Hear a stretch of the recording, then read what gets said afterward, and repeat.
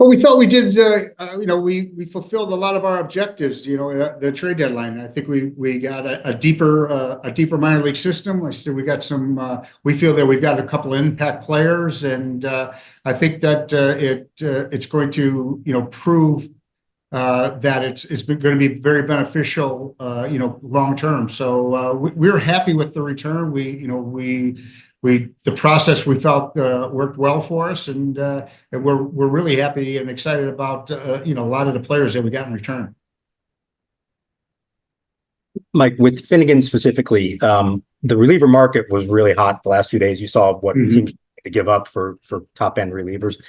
How high of a bar did you set, and did the asking price of other teams help set that bar for you to a point that you felt like it really had to be something significant to give them up?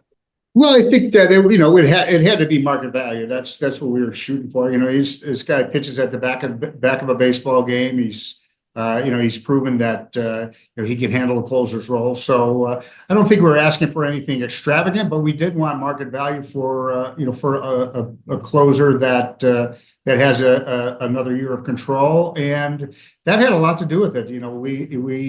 We weren't handcuffed or forced to move a player because his contract's expiring or financial ramifications. We like this player. We think that he's going to help us this year and next year, and he's a wonderful person, and he's a good relief pitcher. He takes the ball whenever Davey hands it to him, and very selfless in that regard. And he's our bulldog and our guy in the ninth inning. So. None of the deals in our mind reach the eye level of the market, and so we were having conversations till the end and see if some deals changed. But at the end of the day, we didn't get a deal that we were comfortable with, and we didn't have to move the player, and we really like having him at the back of the bullpen. Mike, when you were acquiring prospects at the trade deadline, what was some of the criteria you were looking for, and what were the biggest areas of need that you feel like you addressed here? When we acquired who? The prospects that you acquired. Prospects, okay. In these last three trades, what were the biggest criteria you were looking for, and what was the most important area of depth to address?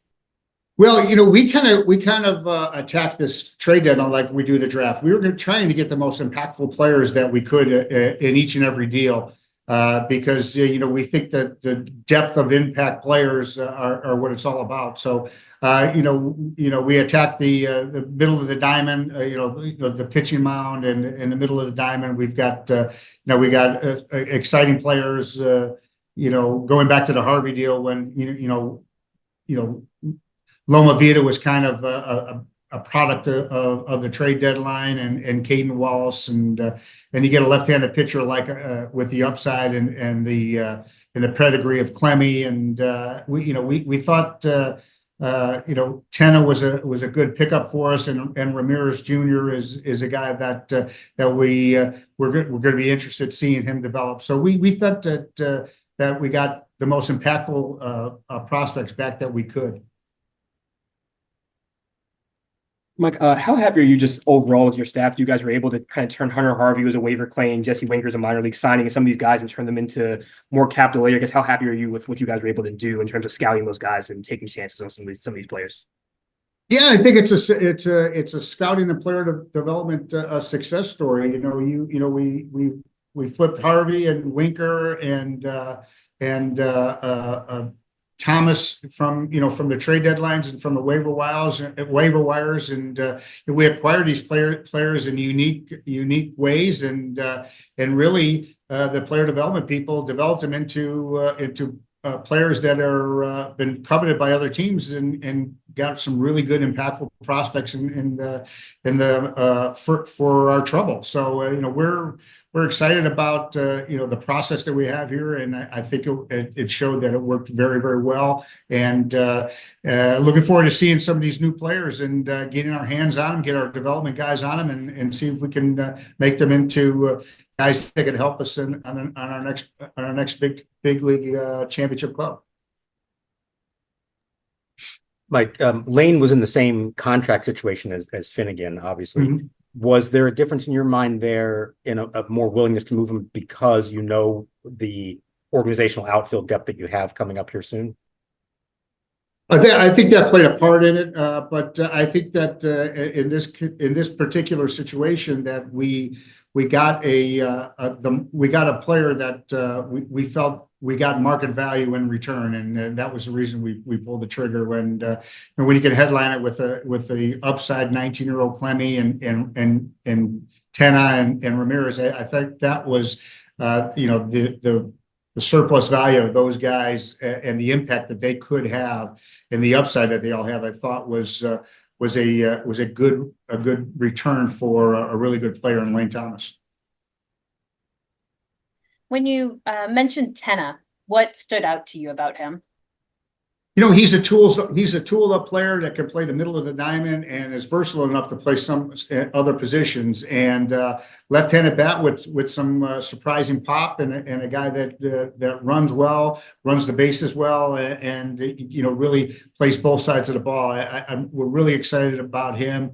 How he's going to impact the club when he gets to the big leagues, and we think that he's got a very low floor, but he has a lot of ceiling left, and at 23 he's getting better. We see his arrow going north as this season even progressed, and he's got a really quick bat and some pop, and we really like the way he plays the infield.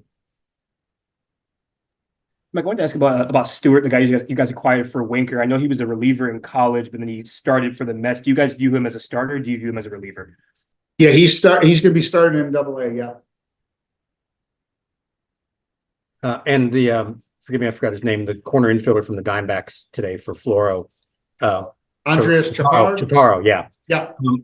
Big numbers this year at AAA. I know that league lends itself to a lot of big numbers. Mm-hmm. How much do you see it being a product of the conditions versus the kind of hitter that you think he is?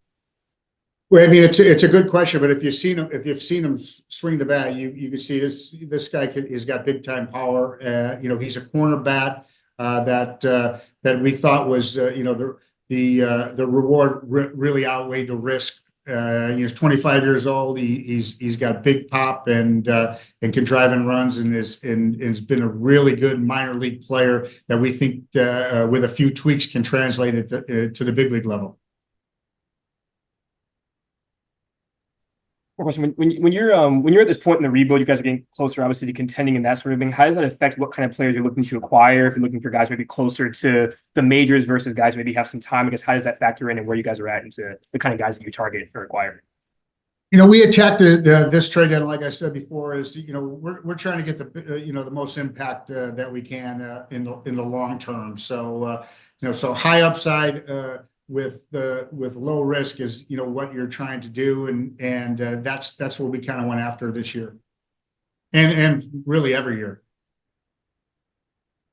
Just you look at the last 4 years, you've been in this position where you've been selling more than buying. What would it mean to you that a year from now you might be in the opposite position and be looking to acquire players as opposed to trade them? It's more fun. I know that much. It's way more fun, grabbing all-star players than it is giving away all-star players. So in that regard, it will be a lot more fun. But this is challenging, and this is a tough time for players, and we recognize that.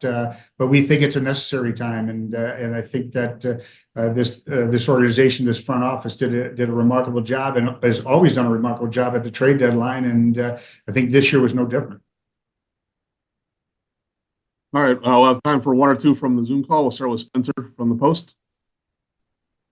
Yeah, Mike, I wanted to ask, with the recent success you guys have had with pitching development in particular, does that influence or impact at all the profile of the types of pitchers that you're looking for around the deadline? Yeah, I think that I wouldn't use the word recent success. So we've had success for a long time in this organization. We've developed a lot of good pitchers and drafted a lot of good pitchers, and but I think that you've seen